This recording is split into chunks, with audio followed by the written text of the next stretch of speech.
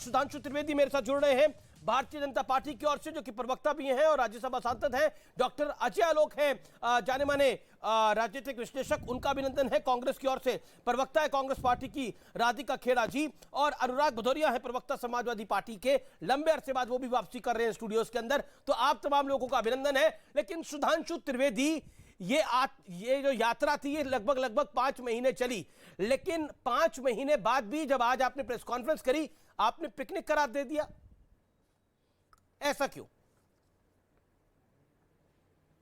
देखिए, पहली बात तो यात्रा का समापन आज श्रीनगर में हुआ, तो ये अपने आप में एक बहुत बड़ी उपलब्धि है कि वह श्रीनगर, वह कश्मीर की घाटी जहां इनके दौरे हुकूमत में इवन 2019 से पहले तक आईएसआई के झंडे, कश्मीर पाकिस्तान के झंडे, पाकिस्तान जिंदाबाद के नारे, कल्पना नहीं की जा सकती थी कि कोई राजनीतिक यात्रा सुरक्षित सकुशल हो सकती है।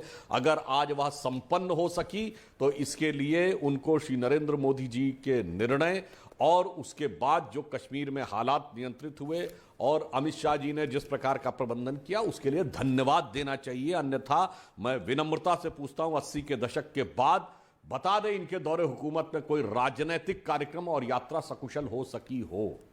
दूसरा, ये जो यात्रा शुरू हुई तो ये कहा गया, एक तरफ इतनी कंफ्यूजिंग थी कि एक तरफ कहते हैं कि मुझे कहीं नफरत दिखाई नहीं पड़ी, दूसरी तरफ कहते हैं मेरी यात्रा नफरत के खिलाफ थी। तो भाई यही समझ में नहीं आता था। कोई बात नहीं, अब पूरे यात्रा का आप वो देख लीजिए।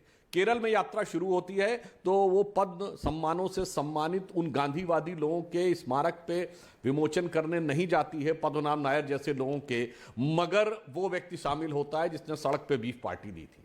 केरल में वो फादर जोसेफ के यहां नहीं जाते हैं जिनके कट्टरपंथियों ने हाथ काट डाले थे। वो तमिलनाडु में फादर जॉर्ज पुनैया को अपने गले लगाते हैं, जो कहता मैं जूते इसलिए पहनता हूं कि भारत की धरती को अपवित्र मानता हूं, वो छू ना जाए। कर्नाटक में पहुंचते तो इनके पूर्व कार्यकारी अध्यक्ष कहते हैं कि हिंदू शब्द गंदा है। महाराष्ट्र में पहुंचते हैं तो सावरकर जी के खिलाफ नफरत। तो और सुनिए, मेधा पाटकर जैसी गांधीयंस विद गन कहने वाली गुजरात के विकास की धुर विरोधी। और देखिए अमीश जी, हर बारात में एक सहवाला होता है, तो सहवाला कौन था? वो एक 35-36 वर्ष का छात्र जिसकी हाथ टुकड़े टुकड़े से जुड़ी हुई है। और इतना ही नहीं, जब यात्रा दिल्ली में पहुंची तो बहुत अनुनय विनय की कि कई विपक्षी दल साथ में आ जाए, कोई नहीं आया। जब यात्रा कश्मीर के मुहाने पर पहुंची तो यात्रा के संयोजक दिग्विजय सिंह के मुंह से अंदर से जो नफरत थी निकली गई कि सर्जिकल स्ट्राइक का सबूत चाहिए। और राहुल गांधी जी ने कहा कि ये उनका निजी मामला, उसके बावजूद उनके गुरु और संयोजक दिग्विजय सिंह जी ने ट्वीट करके कहा कि नहीं, ये तो मैं सवाल पूछना चाहता हूं। और आखिर में यह हिमाकत करनी पड़ी कि जी सुधांशु, सामने से माइक हटाना पड़ा। तो मुझे लगता है यात्रा का पूरा वृत्तांत जनता ने देखा है। ये अपनी नाकाम हसरतों का मजार दिल में लिए हुए अपनी मंजिले मकसूद से पूरी तरह महरूम रही जी। यानी अगर हिंदी में कह दें तो अपने अंदर की कुंठा को मन में समाहित किए हुए अपने लक्ष्य से भ्रमित और पूरी तरीके से भटकी हुई रही जी। राधिका खेड़ा, बीजेपी एक लाइन ले रही है, अनुराग ठाकुर ने बोला कि पिकनिक हो रही थी, और लेकिन एक सवाल मेरा आपसे है, क्योंकि आप पॉलिटिकल पार्टी को रिप्रेजेंट करती हैं अपनी। शरद पवार, उद्धव ठाकरे, ममता बनर्जी, नीतीश कुमार, तेजस्वी यादव, अखिलेश यादव, स्टालिन साहब, सबको बुलाया, कोई भी नहीं आया, ऐसा क्यों?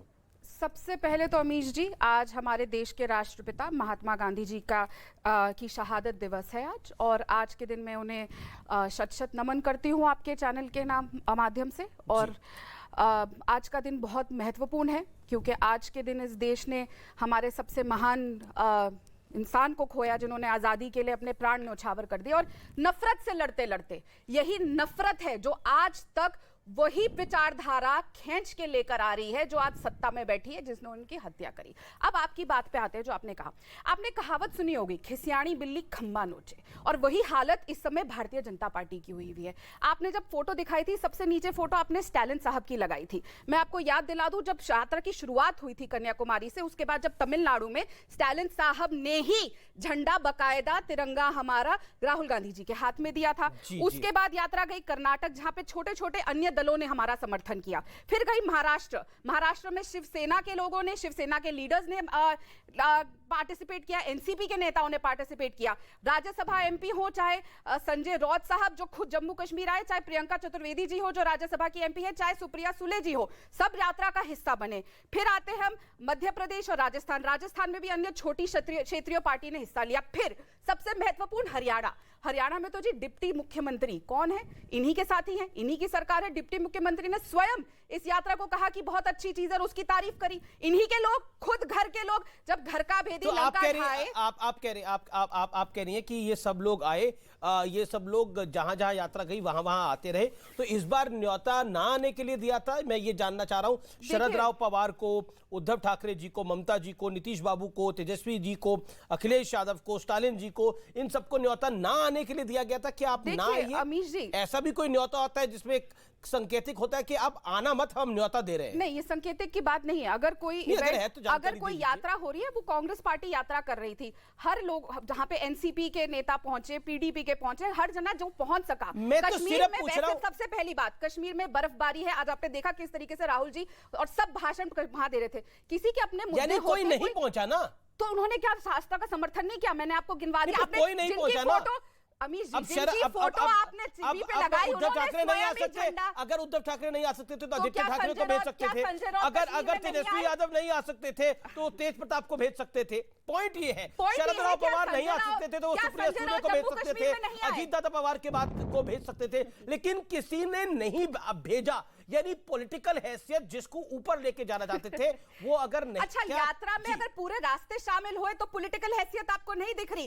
सबने समर्थन किया, चाहे लिखित में किया, चाहे पहुंचे, और हर यात्रा में अपना कोई कहीं पे चले, कोई कहीं पे चले। इसमें यूपी में कौन आया था? मैं भूल गया, यूपी में कौन आया था? अखिलेश जी, मायावती में जी। मैंने नहीं देखा इस तरह का चीट, इस तरह का क्रिमिनल माइंड पूरे जेल स्टाफ को ब्राइब कर देगा। मैं सोच भी नहीं सकता था। गवर्नमेंट फंक्शनरी को इम्पर्सनेट करता था, आवाजें बदलता था। टारगेट भी बहुत पावरफुल, धनवान लोगों को करता है। ये एक ही चीज से रुक सकता है, अगर आप इसकी जीभ काटें।